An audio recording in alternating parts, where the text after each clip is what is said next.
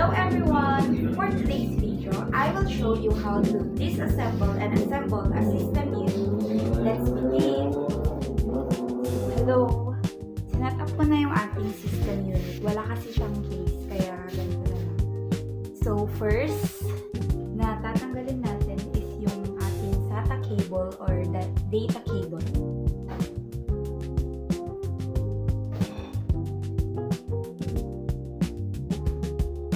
Sa pagtanggal ng ating SATA cable or data cable, i-press nyo lang.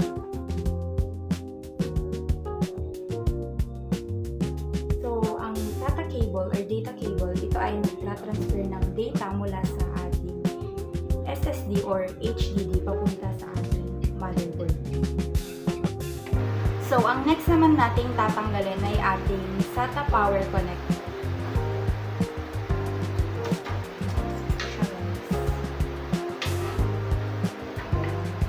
So, ang SATA power connector ay galing sa ating PSU or the power supply unit. Nagbibigay ng kuryente sa ating SSD or sa ating HDD.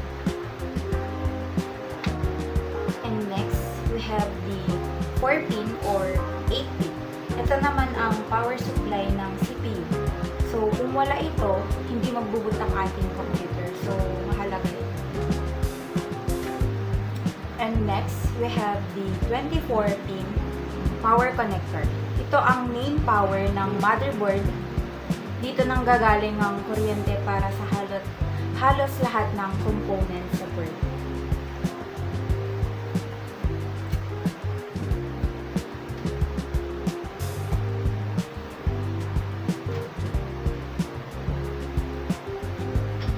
Next, we have the USB connector. Para ikabit ang keyboard, mouse, USB drives, at iba pang peripherals. Next is the audio connector para naman sa ating speakers, headphones, or microphone, input or output ng sound.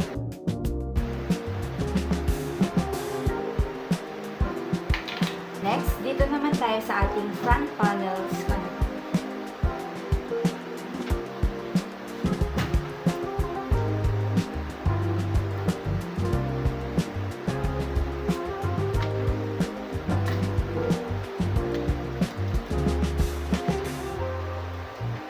So, makikita niyo dito na meron tayong power switch. Ito ang button na ginagamit para i-on o i-off yung ating PC. And next, we have reset switch. Ginagamit pang restart agad ng ating computer. And HDD LED. Ilaw na nagbi-blink kapag may ginagawang activity ang hard drive or SSD. And we have the power LED, negative and positive. Maliit na ilaw na nagpapakita kung naka-on lang ating PC.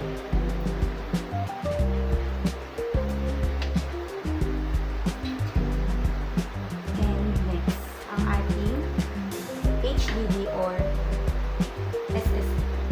So, yung nasa ating system, meron tayong HDD, hard disk drive.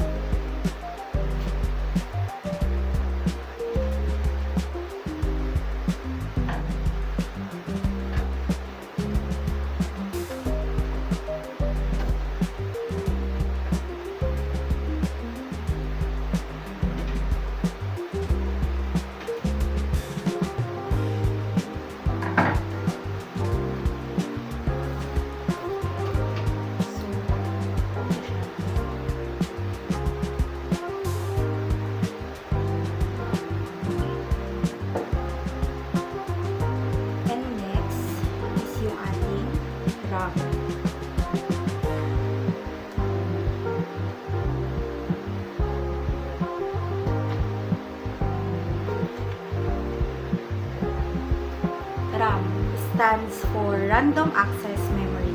Ito ang temporary memory ng computer. Dito nilalagay ng CPU ang mga data at programs habang ginagamit natin sila. Mas mabilis ang access dito kaysa sa ating storage. So, natanggal na natin yung mga basic components ng ating system unit. So, sa assemble naman na tayo. First, yun lang.